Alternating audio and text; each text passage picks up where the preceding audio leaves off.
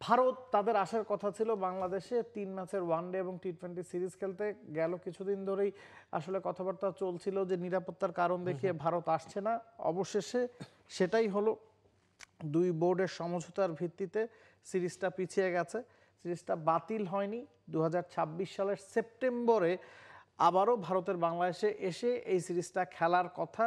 কত বড় সেটব্যাক আসলে, কারণ ভারতের সিরিজ মানেই সেখানে অর্থকরীর বিষয় থাকে, রাইটসের বিষয় থাকে। আমরা জানি যে বাংলাদেশের টিভি রাইটসটা নিয়েও ঝুলেছিল যে ভারত আসবে কি আসবে না, কারণ অনেক কিছু এই সিরিজটার উপর নির্ভর করে। এই সিরিজটা না হওয়াটা বিসিবির জন্য সেটব্যাক, বাংলাদেশের ক্রিকেটারদের জন্য সেটব্যাক, কারণ পাকিস্তান আসবে এই সিরিজটার পরই।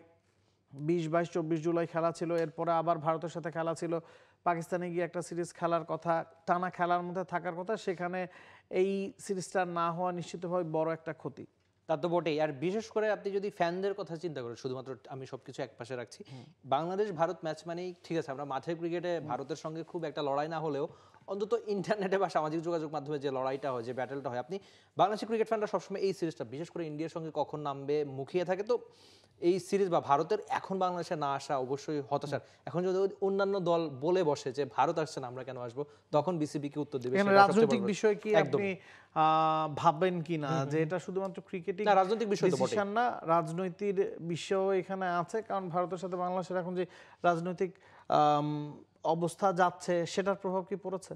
সেটা তো অবশ্যই পড়েছে। আর বিশেষ করে আমি 2 দিন আগে কয়েকজন ভারতীয় সাংবাদিক আমাকে ফোন দিয়েছিল, তো জানতে চাচ্ছে যে আমাদের দেশের কি অবস্থা এখন। তাই বলছে না, দেশ তো একদম নর্মাল, কিন্তু ভারত যে বাংলাদেশে আসবে না বা তারা কি ভাবছে সেটাও সবচেয়ে বড় প্রশ্ন। তো আমার মনে হচ্ছে যেহেতু ভারতীয় সাংবাদিকরা এমন ভাবছে যে আমরা হয়তো নিরাপদ না বা বাংলাদেশের মানুষ এখন নিরাপদ না, কিন্তু আপনি তাদের এই ভাবনাটার কারণেও হতে পারে কিনা যে সেটাও সবচেয়ে, মানে ভারত কি ভাবছে সেটা ইম্পর্টেন্ট। আমার কাছে মনে হচ্ছে যে ক্রিকেট ছাড়িয়ে ছাপিয়ে এখানে রাজনৈতিক ব্যাপার তো চলে আসেই, এবং রাজনৈতিক ব্যাপার এখানে এসেছে, এতে কোনো সন্দেহ নাই। এর কারণ হচ্ছে ভারত এখন আপনি বলতে পারেন যে তাদের বিজি শিডিউল, তারা এখন ইংল্যান্ডে টেস্ট খেলছে, ইটস অল ওকে, কিন্তু ভারতের টেস্ট দল, ওয়ানডে দল, টি20 দল কিন্তু এক না।